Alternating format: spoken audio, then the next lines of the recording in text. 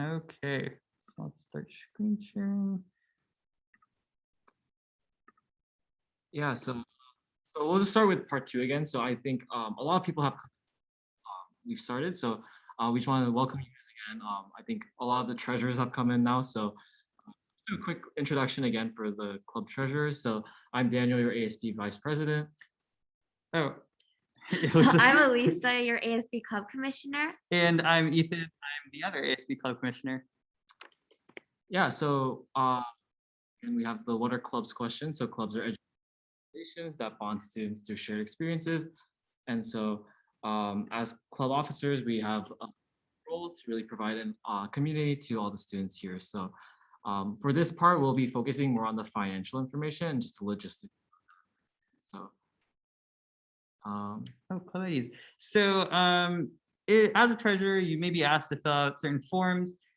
So club IDs is how ASB sort of identifies your club. So if you ever see that on a form, you can refer to the Google Classroom where all the club IDs are in a spreadsheet, or you can ask your club president who hopefully knows your club ID. Also, just on the topic of identification, each club does have their own specific identification within our financial system. So feel free to reach out to Miss Murug. It's called like, I think it's a PIN number. And Miss Murug will be happy to give that to you. Yeah, so now we're just gonna go over like the club finance part of clubs. So yeah, next slide. Yeah, and then here we have. So Mrs. Murag wasn't able to attend today, but she has some important answers for some important questions. So the first being, what can you spend your club money on? And Mrs. Murag responded by saying, expenditures that enhance students' educational experience and are directly linked to the students' benefit. Yeah, and sort of the antithesis to that, what can't you spend your club money on? So things that do not directly promote the general welfare, morale, or educational experience of clubs, or are considered a district responsibility, or do not benefit a group of students with some exceptions, or are a gift of public funds. So you can't spend your club money on any of that, and you can only spend your club money on the previous slide.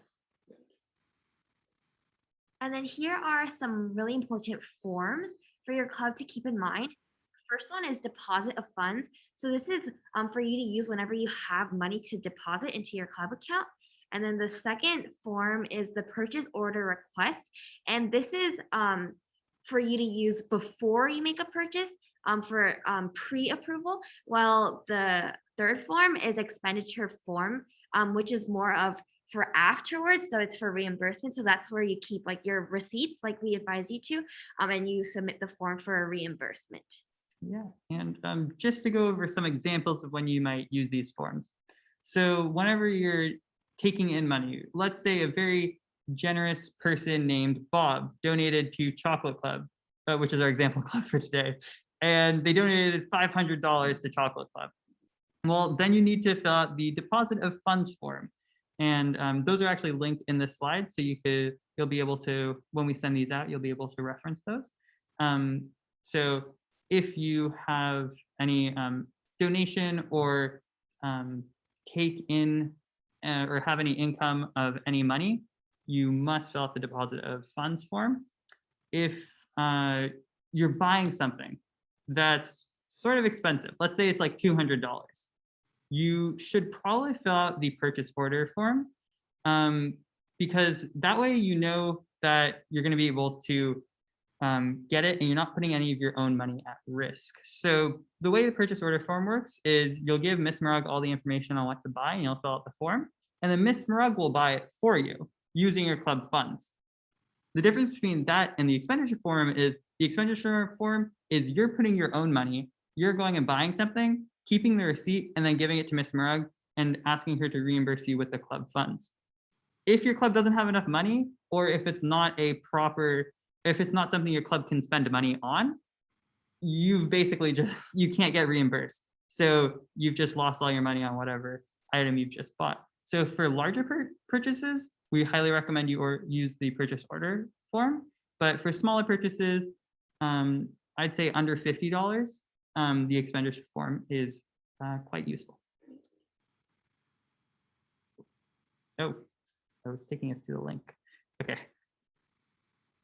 Yeah, so for today, we'll just be going over the overall process of one of the forms, which is the expenditure form, which I think a lot of you guys are aware of after the club fair. So the first step is the form initiator, which can be done by anyone in the club. So this will then be submitted to the club advisor, and the advisor will then review and approve the transaction and then digitally sign it, which will then move on to the club treasurer, and then the club treasurer will review, again, approve and digitally sign, and then this will go to our assistant principal, Mr. Dong. And so then the administration will review the purchase and approve and digitally sign. And then this will then lead to our ASB bookkeeper, Mrs. Candy Marug, and then she will then review and issue the check for reimbursements. Yeah. So here's the contact info for anybody sort of related to clubs. You can reach out to any of these people for anything club related if you have any questions. Don't feel the need to like screenshot this or memorize it or anything like that. We'll be sending these out later today, so just be on the lookout for that. And with that, we're going to move to grid view, and we will take some questions if you guys have any questions. And feel free to unmute or put your questions in the chat. So yeah. Okay. So we have a question about a second attendance form. No, we'll just be using the same attendance form that we provided earlier. So. Okay. Is there a way to see that our?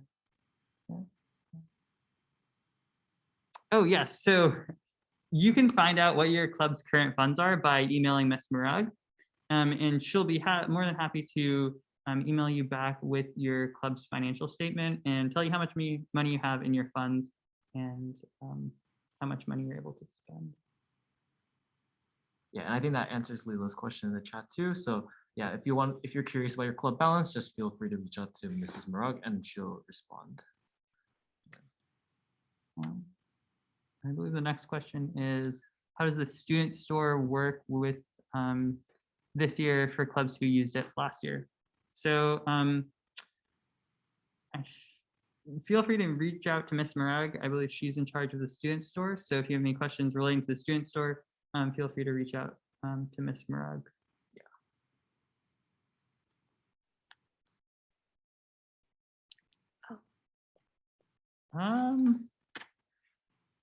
Okay, so we got a question about not giving out food, but being allowed to give out bottled water.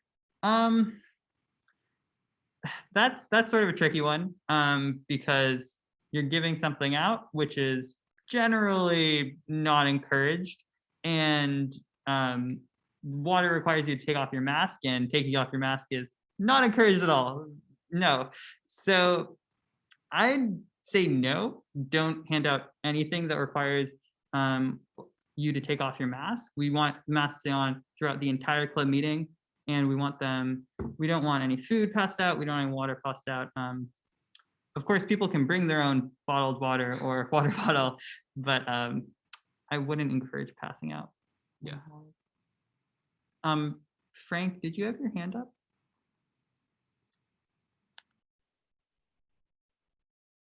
Oh.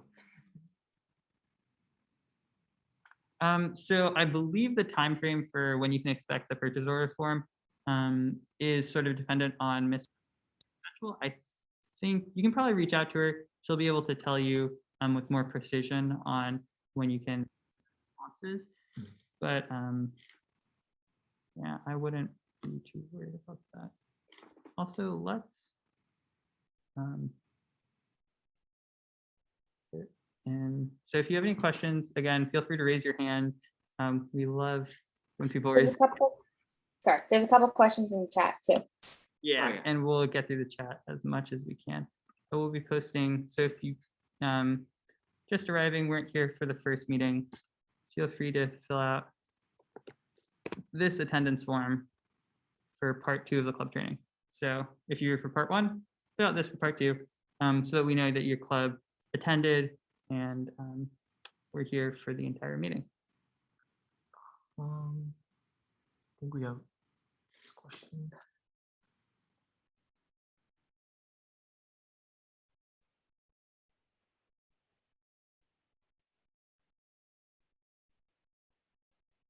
I have a question for Leela.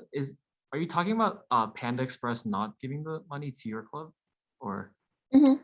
And um, I don't know what the ASB Club Commission can do with that. I feel like Yeah, yeah. that's more of like an internal affair, which, I don't know okay. how much we could help out with that. So maybe have your advisor reach out Yeah. first. If they've already done that, then maybe ask your advisor to ask Mr. Dong or Miss Murug to reach out.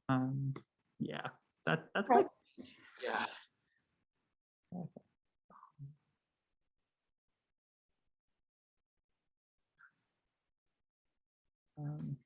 Who's that? Okay.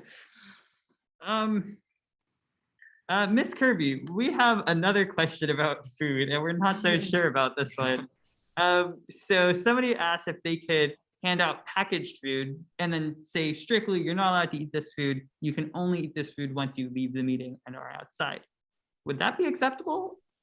So I'm going to say no. And the reason I'm saying no is because we have a lot of restrictions around like what we can actually give people, especially because we have to align with like state standards with what we hand out for lunch. So it's very, very specific, but ultimately we just don't want to see any food.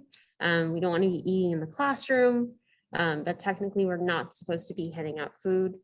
So I know that's not a fun answer, but that's the answer we have right now. Yes. So we got a question about club merchandise and whether that would qualify for reimbursements. So club merchandise absolutely would qualify, as it is technically speaking for the benefit of the students getting to rep their club. So yes, 100%. I've seen merch be reimbursed like a million times over, so I wouldn't worry too much about that. And just to add on, that might be like a situation where the purchase order request form might be more appropriate because it may be a larger purchase. So we would advise to complete that form beforehand so that like you know that your club will be getting the money back. Yeah. And also, I'm not sure if we emphasize this enough for the expenditure form, but for the expenditure form, if you want to get reimbursed, keep your receipts. If you don't keep your receipts, we can't prove that you actually bought the item that you said you bought for the club and how much that item is valued at. So you have to keep your receipts, otherwise we are unable to reimburse you. So please be cognizant of that. Oh, raffles and giveaways. So, from what I can remember, Ms. Morag has said that those are illegal as they are gifting of public money. But if you're really like, oh, this is not gifting of public money or public funds, because all club accounts are public funds, so we can't gift anything because that would be corruption.